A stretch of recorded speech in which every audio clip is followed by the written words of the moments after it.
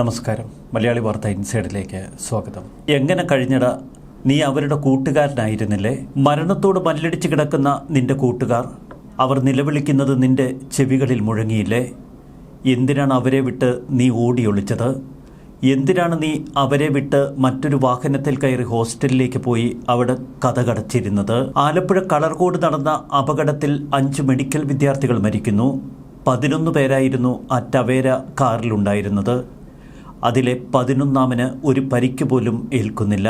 ഇന്നലെ മലയാളി വാർത്ത വിശദമായി ഈ വാർത്ത അവതരിപ്പിച്ചിരുന്നു. വൈറലായ വാർത്തയ്ക്ക് പിന്നാലെ ഒട്ടനവധി പ്രതികരണങ്ങളാണ് ഉയരുന്നത്. ആശ ലോറൻസ് ഇപ്പോൾ ഫേസ്ബുക്കിൽ കുറിച്ചിരിക്കുന്ന ഒരു പ്രതികരണം അതിശക്തമാണ്. ഈ പ്രതികരണത്തെ നിങ്ങൾക്ക് അനുകൂലിക്കാം, നിഷേധിക്കാം. കേരള സമൂഹത്തിൽ വൈറലായി ആളിപ്പടരുകയാണ് ആശ ലോറൻസിന്റെ ഈ കുറിപ്പ്. ആ 11ാമൻ ചെയ്തത് ശരിയാണോ എന്ന ചോദ്യമാണ് ആശ ലോറൻസ് സമൂഹ മനസാക്ഷിക്ക് മുന്നിൽ നിരത്തുന്നത്. എന്നാൽ അവന്റെ പ്രത്യേക മാനസികാവസ്ഥ, അവന് സംഭവിച്ചത്, ആദ്യം നമുക്ക് ആശ ലോറൻസിന്റെ കുറിപ്പിലൂടെ ഒന്ന് യാത്ര ചെയ്യാം. അതിനുശേഷം വിശദമായി ഈ വിഷയത്തിലേക്ക് കടന്നു വരാം. ആലപ്പുഴയിലെ അപകടത്തിൽ മരണപ്പെട്ട കുഞ്ഞുങ്ങൾക്ക് ഇനി എഴുതുന്നത് പലർക്കും ഇഷ്ടപ്പെടുന്നതായിരിക്കില്ല, എങ്കിലും എഴുതാതെ വയ്യ. കൂട്ടത്തിലുണ്ടായിരുന്ന ആള് വേറൊരു വണ്ടിയിൽ കയറി ഹോസ്റ്റലിലോട്ട് പോയി മുറി അടച്ചിരുന്നുവെന്ന് കുട്ടി ഡ്രൈവർ മൊഴി കൊടുത്തപ്പോഴാണ് വിദ്വാനെ അറിയുന്നതും അന്വേഷിക്കുന്നതും. കൺമുന്നിൽ കൂട്ടുകാർ മരിക്കുന്നതും രക്ഷിക്കണമെന്ന് നിലവിളിക്കുന്നതും കണ്ടും കേട്ടും നിന്ന കൂട്ടുകാരൻ ആരും അറിയാതെ മുങ്ങി ഹോസ്റ്റലിൽ പോയിരുന്നു. എങ്ങനെ സാധിച്ചു? ചോദിച്ചാൽ പുറത്തു പോയിട്ടില്ല എന്ന് പറയാനാവും. ഇപ്പോൾ ഹോസ്പിറ്റലിൽ മനോഷോക്ക് നിരീക്ഷണത്തിലാണെന്ന്.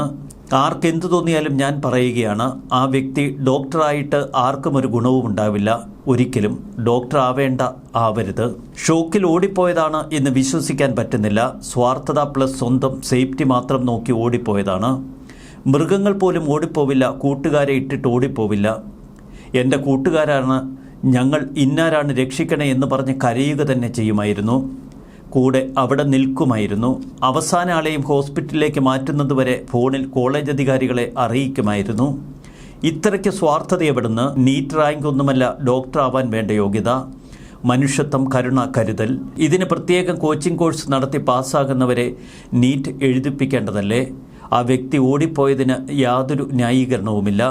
പേരൻസിൻ്റെ വഴക്ക് പറച്ചിൽ ഒക്കെ പിന്നാലെ വരുന്ന കാര്യമല്ലേ? അതപ്പോൾ നോക്കാമല്ലോ. ആ നിമിഷത്തെ പരിഗണന കൺമുൻപിൽ പിടയുന്ന കൂട്ടുകാരുടെ ജീവനുകളായിരുന്നില്ലേ? നമ്മെ ഷോക്കടിപ്പിക്കുന്ന ഒരു കുറിപ്പാണ് ആശ ലോറൻസ് ഫേസ്ബുക്കിൽ പങ്കുവച്ചിരിക്കുന്നത്. ആ വിദ്യാർത്ഥി ചെയ്തത് ശരിയോ? ഷെയ്ൻ ഡെൻസ്റ്റൺ എന്ന തിരുവനന്തപുരത്തുകാരൻ, അവനെ ഇന്ന് മാതാപിതാക്കൾ തിരുവനന്തപുരത്തേക്ക് കൂട്ടിക്കൊണ്ടുവന്നിട്ടുണ്ട്. അവൻ്റെ കൂട്ടുകാർ പറയുന്നത് അവൻ വല്ലാത്തൊരു ഷോക്കിലായിരുന്നുവെന്ന്. ഒരു പരിക്കും പറ്റാതെ അവൻ അപകടം നടന്ന കാറിനരികിൽ നിന്നു. എന്താണ് സംഭവിക്കുന്നത് എന്ന് പോലും അവന് മനസ്സിലാകുന്നുണ്ടായിരിക്കില്ല. ആളുകൾ രക്ഷാപ്രവർത്തനത്തിനിറങ്ങുന്നതും അവൻ്റെ കൂട്ടുകാരെ വിവിധ വാഹനങ്ങളിൽ കയറ്റി ആശുപത്രികളിലേക്ക് കൊണ്ടുപോകുന്നതുമൊക്കെ അവൻ നിസ്സംഗതയോടെ നോക്കി നിൽക്കുന്നു. ഒടുവിൽ ആ വഴി വന്ന ഒരു വാഹനത്തിന് കൈകാട്ടി നേരെ ഹോസ്റ്റലിൽ പോയി ഇറങ്ങുന്നു. കതകടച്ച് ഹോസ്റ്റൽ മുറിക്കുള്ളിൽ പോലീസ് മൊഴിയെടുക്കുമ്പോൾ വാഹനം ഓടിച്ച ഡ്രൈവർ തന്നെയാണ് ഞങ്ങൾ 11 പേരുണ്ടായിരുന്നു എന്ന മൊഴി പോലീസിന് കൊടുത്തത്.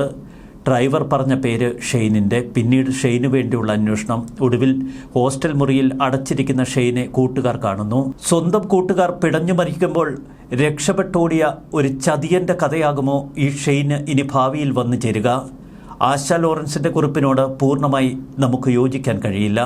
അവൻ്റെ പ്രത്യേക മാനസികാവസ്ഥ ആശ ലോറൻസിനെ പോലെയുള്ളവർ മനസ്സിലാക്കണം. എങ്കിലും സമൂഹത്തിൽ കൂട്ടുകാരെ ചേർത്ത് പിടിക്കുന്ന മഞ്ഞുമൽ ബോയ്സ് ഉണ്ട് എന്നത് നമ്മെ കൂടുതൽ ചിന്തിപ്പിക്കുന്നു. ആ സന്ദർഭത്തിലെ ഷോക്ക് അത് നമുക്ക് വിവരിക്കാൻ കഴിയില്ല.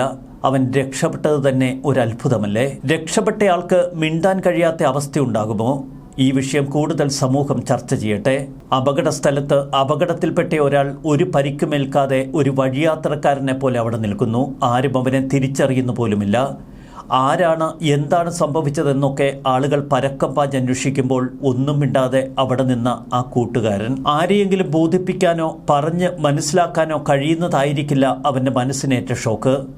അവൻ അക്ഷരാർത്ഥത്തിൽ ഭയപ്പെട്ടു പോയിട്ടുണ്ടാവും. എന്തിനാണ് 11 പേർ കുത്തി നിറച്ച് ആ വാഹനത്തിൽ ഇങ്ങനെ യാത്ര ചെയ്തത് എന്നവൻ്റെ മനസാക്ഷി അപ്പോൾ മന്ത്രിച്ചിട്ടുണ്ടാവാം. എന്തിനാണ് സിനിമ കാണാൻ ഇത്ര പരക്കപ്പാച്ചിലെടുത്ത് ഓവർടേക്ക് ചെയ്ത് മുന്നോട്ട് നീങ്ങിയത് എന്നൊക്കെ അവൻ്റെ മനസ്സിൽ മിന്നിമറിഞ്ഞിട്ടുണ്ടാകാം. അത്തരമൊരു ഷോക്ക് അനുഭവിച്ച ഒരാളുടെ മാനസിക വ്യവസ്ഥ അത് നമുക്കിപ്പോൾ അളക്കാൻ കഴിയില്ല.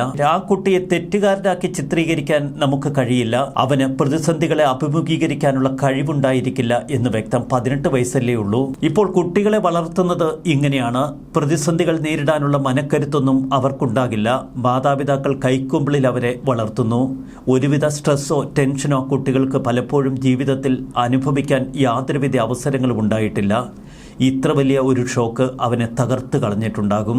ബ്രോയിലർ കോഴിയെ വളർത്തുന്നത് പോലെ മക്കളെ വളർത്തിവിട്ടാൽ ഇങ്ങനെയൊക്കെ ആവും അവർ പെരുമാറുന്നത് എന്ന് ചിലർ വിമർശനങ്ങൾ ഉന്നയിക്കുന്നു. അതവിടെ നിൽക്കട്ടെ. എന്തായാലും ഇത്തരം സന്ദർഭങ്ങളിലൂടെ കടന്നു പോകുന്നവർക്ക് മാത്രമേ ആ മാനസിക വ്യഥ മനസ്സിലാവൂ. അപകടത്തിൽ ദുരൂഹതയുണ്ടെന്ന് പറയുന്നവരും അത്തരം കുറിപ്പെഴുതുന്നവരും ഏറെയുണ്ട്. വണ്ടി വാടകയ്ക്കെടുത്തതാണോ അല്ലയോ എന്ന ചോദ്യത്തിലൂന്നിയാണ് ഇത്തരം ചില കുറിപ്പുകൾ ഉയർന്നു വരുന്നത്. നഷ്ടപ്പെട്ടു 5 വിദ്യാർത്ഥികൾ മരിച്ചു. വാഹനം ഓവർടേക്ക് ചെയ്ത് വരുന്നതിനിടയിൽ ഡ്രൈവറുടെ പരിചയക്കുറവ് തന്നെയാണ് ഈ അപകടത്തിന് മുഖ്യ കാരണം. അതിൽ സംശയം വേണ്ട. വിവിധ സ്ഥലങ്ങളിൽ നിന്ന് വരുന്ന 1.5 മാസം മാത്രം കോളേജിൽ ചെലവഴിച്ച ഈ കുട്ടികളുമായി വാഹനം വാടകയ്ക്ക് കൊടുത്തയാൾക്ക് എന്തിനാണ് ഇത്ര ബന്ധം? അത്തരമൊരു ബന്ധം അയാൾ ഉണ്ടാക്കിയെടുത്തുവെങ്കിൽ അയാൾക്കും ചില സ്വാർത്ഥതകൾ അവിടെ ഉണ്ടാകും. വാഹനം വാടകയ്ക്ക് കൊടുക്കുന്നത് മാത്രമാണോ മറ്റെന്തെങ്കിലും ഇടക്കച്ചവടം അയാൾക്കുണ്ടോ എന്നുകൂടി പരിശോധിക്കേണ്ടിയിരിക്കുന്നു. അതൊക്കെ നമുക്ക് അംഗീകരിക്കാം. കൂട്ടുകാർ ആപത്തിൽപ്പെട്ടപ്പോൾ ഇട്ടോടിയവൻ എങ്ങനെ നാളെ മറ്റുള്ളവരെ ചികിത്സിക്കും എന്ന് പലരും സമൂഹ മാധ്യമങ്ങളിൽ കുറിപ്പിടുന്നു. സഹജീവികളോട് കരുണയില്ലാത്തവർ തീരെ കൊച്ചുകുട്ടികളൊന്നുമല്ലല്ലോ. അതുകൊണ്ട് തന്നെ അവന് ഡോക്ടറാവാൻ ഇനിയും പരിശീലനം കൊടുക്കണമെന്ന് ഉപദേശിക്കുന്നവരുമുണ്ട്. എന്തായാലും ഷെയ്നിന്റെ വേർഷൻ അറിയാതെ ഇപ്പോൾ ഇത്തരം വാർത്തകൾക്ക് കൂടുതൽ പ്രാധാന്യം നൽകുന്നതിനോട് നമുക്ക് യോജിക്കേണ്ട. ഷെയ്ൻ അവൻ്റെ മാനസിക നിലയൊക്കെ വീണ്ടെടുത്ത് അവൻ ഇക്കാര്യങ്ങൾ ഒന്ന് വിശദമാക്കട്ടെ. എന്നാൽ ഷെയ്നിനേക്കാൾ നമ്മൾ മനസ്സിലാക്കേണ്ടത് മറ്റ് 2 കൂട്ടുകാരുടെ മാനസികാവസ്ഥയാണ്. ഈ ടവേര കാറിന് പിന്നിലായി വന്ന 2 കൂട്ടുകാരുണ്ടല്ലോ, ഈ 11 പേർക്ക്. ടവേര കാറിൽ 11 പേരെ കുത്തുനിറച്ചപ്പോൾ ഇനി തങ്ങൾ കൂടി കയറിയാൽ വാഹനത്തിൽ ഇരിക്കാൻ നിർവാഹമില്ലെന്നും വീട്ടിൽ നിന്ന് വന്ന ഈ ഫോൺ കോൾ മറുപടി പറഞ്ഞ് തീർക്കേണ്ടതുണ്ടെന്നും പറഞ്ഞ് ഒരു സുഹൃത്ത് അതിൽ നിന്ന് ഒഴിവായി. പിന്നീട് അവനും അവൻ്റെ സുഹൃത്തും കൂടി ഒരു ബൈക്കിൽ ഈ ടവേര കാറിന് പിന്നാലെയാണ് സിനിമ കാണാനായി പുറപ്പെട്ടത്. കളർകോട് ജംഗ്ഷനെത്തിയപ്പോൾ ഒരു വാൻ അപകടത്തിൽ ആകെ തകർന്നു കിടക്കുന്നു. ഇവർ ഇരുവരും ഓടിച്ചെന്ന് ആ വാനിനകത്തേക്ക് നോക്കി. 2 പേർ മരണത്തോട് മല്ലടിക്കുന്നു. മറ്റുള്ളവർ നിലവിളിക്കുന്നു. എന്നിട്ടും സ്വന്തം കൂട്ടുകാരാണ് എന്ന് പോലും മനസ്സിലാക്കാതെ അവർ സിനിമയ്ക്കായി വണ്ടി വിട്ടു. ശരിക്കൊന്ന് ആ വിദ്യാർത്ഥികളെ നോക്കിയിരുന്നെങ്കിൽ തങ്ങളുടെ കൂട്ടുകാരായിരുന്നു എന്നവർക്ക് എളുപ്പം മനസ്സിലായേനെ. എന്നാൽ അത്ര നിസ്സാരമായി അവർ ഈ അപകടത്തെ കണ്ടു. ആർക്കോ വഴിയിൽ സംഭവിച്ച ഒരപകടമായി അവരതിനെ എഴുതിത്തള്ളി. അതുകൊണ്ട് മാത്രമാണ് ആ കാറിനകത്തേക്ക് അവർ സൂക്ഷിച്ചു നോക്കാത്തത്. ആരൊക്കെയോ അപകടത്തിൽപ്പെട്ടു മരിക്കുന്നു, അതിന് തങ്ങൾക്കെന്ത് വേണം, തങ്ങളുടെ സിനിമ മിസ്സാകുമല്ലോ എന്ന് കരുതി ആ 2 കൂട്ടുകാർ പെട്ടെന്ന് ബൈക്കെടുത്ത് മുന്നോട്ട് പോകുന്നു. സിനിമ തിയേറ്ററിൻ്റെ പരിസരത്തെത്തിയപ്പോൾ കൂട്ടുകാരെ കാണുന്നില്ല. എല്ലാവരുടെയും ഫോണിലേക്ക് മാറി മാറി വിളിച്ചു, ആരും എടുക്കുന്നില്ല. അങ്ങനെ ഒടുവിൽ തിരിച്ചു ചെന്നപ്പോഴാണ് സ്വന്തം കൂട്ടുകാർ തന്നെ അപകടത്തിൽപ്പെട്ടു എന്ന വിവരം ഇവർ മനസ്സിലാക്കിയത്. അശ്വത് തന്നെയാണ് ഇത് മാധ്യമങ്ങളോട് വെളിപ്പെടുത്തിയത്. അവരൊക്കെ നാളെ ഡോക്ടറായാൽ എന്താകും സ്ഥിതിയെന്ന് സ്വയം ഒന്ന് വിചിന്തനം ചെയ്യട്ടെ. MBBS പഠിക്കുന്ന 2 പേരാണ് ഇത്തരമൊരു അപകടഘട്ടത്തിൽ പ്രാഥമിക ശുശ്രൂഷ നൽകാൻ പരിശീലനം കിട്ടിയവർ. അവരൊക്കെ ഇങ്ങനെയാണ് നമ്മുടെ സമൂഹത്തോട് പെരുമാറുന്നത് എന്ന് നമ്മളൊന്ന് തിരിച്ചറിയണം. അവരുടെ കൂട്ടുകാർക്കുണ്ടായ വലിയ ദുരന്തം, അതിൻ്റെ ഷോക്ക്, അതൊക്കെ നമുക്ക് സമ്മതിക്കാം. പക്ഷേ ആ നിമിഷത്തെ ആ പെരുമാറ്റമുണ്ടല്ലോ, അതിനെ തള്ളിപ്പറഞ്ഞേ പറ്റൂ. അപകട സ്ഥലത്ത് നിന്ന് മറ്റൊരു വാഹനത്തിന് കൈകാട്ടി കടന്നുപോയ ഷെയ്നെക്കുറിച്ചുള്ള ചർച്ചകൾ ഇപ്പോൾ സമൂഹ മാധ്യമങ്ങളിൽ തകൃതിയായി നടക്കുന്നു. എന്തുകൊണ്ട് ഷെയ്ൻ അത്യാഹിത വാർഡിലേക്ക് കടന്നു ചെന്നില്ല? ഹോസ്റ്റൽ മുറിയിൽ പോയി കഥകടച്ചിരുന്ന ആ കൂട്ടുകാരൻ്റെ മെൻ്റൽ ഷോക്കിനെ കുറിച്ചാണ് ഇപ്പോൾ കൂടുതൽ ചർച്ചകൾ നടത്തുന്നത്. അത്തരമൊരു അവസ്ഥ അത് വിശദീകരിക്കാൻ അറിയാവുന്നവർ എന്താണ് സംഭവിച്ചത് എന്ന് ലോകത്തോട് പറയട്ടെ. പക്ഷേ സാധാരണ ജനത്തിന് ഈ കൂട്ടുകാരുടെയൊക്കെ പ്രവർത്തനങ്ങൾ കാണുമ്പോൾ ഒട്ടനവധി സംശയങ്ങളുണ്ടാകും. നാട്ടിൻ പുറത്ത് കൂട്ടുകാരോടൊപ്പം തോളിൽ കൈയിട്ട് നടക്കുന്ന ചങ്ങായികളുണ്ട്. തങ്ങളുടെ കൂട്ടുകാരൻ എന്തെങ്കിലും ഒരു അപകടം പിടഞ്ഞു എന്ന് മനസ്സിലാക്കിയാൽ ജീവൻ കളഞ്ഞും അവരെ സഹായിക്കാൻ നിൽക്കുന്നവർ. അവരൊക്കെയല്ലേ യഥാർത്ഥ ചങ്ങായിമാർ. അതല്ലാതെ ഡോക്ടർ എന്ന ലേബലും ഒരു സ്റ്റെതസ്കോപ്പുമായി സമൂഹത്തിലെ വരേണ്യവർഗത്തിലേക്ക് ചേക്കേറാനായി നടക്കുന്ന ചില വിദ്യാർത്ഥികളുടെ മട്ടും ഭാവവുമൊക്കെ കാണുമ്പോൾ സൗഹൃദത്തിന് എന്ത് വില എന്ന് നമ്മുടെ മനസ്സിലും തോന്നിപ്പോകും. നമുക്ക് വേണ്ടത് നല്ല മഞ്ഞുമൽ ബോയ്സിനെ തന്നെയാണ്. കുഴിയിലകപ്പെട്ടാൽ അവനെ പൊക്കിയെടുക്കുന്നത് വരെ അവർക്കൊപ്പം ജീവൻ കളഞ്ഞു നിൽക്കുന്ന ആ ചങ്ങായിമാർ. നമ്മുടെ നാടിൻ്റെ സൗന്ദര്യം അതുതന്നെയാണ്. ആശാ ലോറൻസ് പറഞ്ഞത് ഒരു പൊതുസത്യമാണ്. അതുകൊണ്ട് തന്നെ ആശാ ലോറൻസിനെ നമുക്ക് കുറ്റം പറയുക വയ്യ. വിമർശകർ പറയുന്നതൊക്കെ തുറന്ന മനസ്സോടെ കേൾക്കാനും അതിലെ സത്യം കണ്ടെത്താനുമുള്ള ആർജവം അത് സമൂഹത്തിന് വേണം. എന്നാൽ വിമർശിക്കുന്നവർ മറ്റു ചില വിമർശനങ്ങൾ കൂടി ഇപ്പോൾ ശക്തമായി ഉയർത്തണം.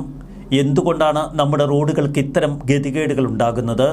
ഓവർടേക്കിംഗ് സമയത്ത് എന്തുകൊണ്ടാണ് റോഡിൽ അപകടം പതിയിരിക്കുന്നത് പലരും മനസ്സിലാക്കാതെ പോകുന്നത്? KSRTC ഡ്രൈവർ ലൈറ്റ് ഡിം ചെയ്തിരുന്നില്ല എന്ന വാദം ഇപ്പോൾ ശക്തമാകുന്നു. അങ്ങനെയെങ്കിൽ അതും അപകടത്തിന് ആക്കം കൂട്ടിയിട്ടുണ്ടാവാം. ഓരോ സംഭവങ്ങൾ നടക്കുമ്പോഴും നമുക്ക് മുന്നിൽ മറച്ചു വയ്ക്കപ്പെടുന്ന ഒരുപാട് ചെറു സംഭവങ്ങളുണ്ട്. അതൊക്കെ കൂടിയാണ് വലിയ അപകടത്തിലേക്ക് നമ്മെ തള്ളിവിടുന്നത്. അതുകൊണ്ട് തന്നെ ഇത്തരം ചർച്ചകൾ അതിനെ നമ്മൾ പൂർണ്ണമായി തള്ളിപ്പറയേണ്ട. ഡോക്ടർമാർക്ക് പരിശീലനം നൽകുമ്പോൾ സമൂഹത്തിൻ്റെ അവസ്ഥ കൂടി അവരെ കൃത്യമായി പറഞ്ഞു മനസ്സിലാക്കാൻ ശ്രമിക്കണം. പണത്തിന് വേണ്ടി മാത്രമാകരുത് ഡോക്ടർ പണി എന്നർത്ഥം. ന്യൂസ് ഡെസ്ക് മലയാളി വാർത്ത ഇൻസൈഡ്.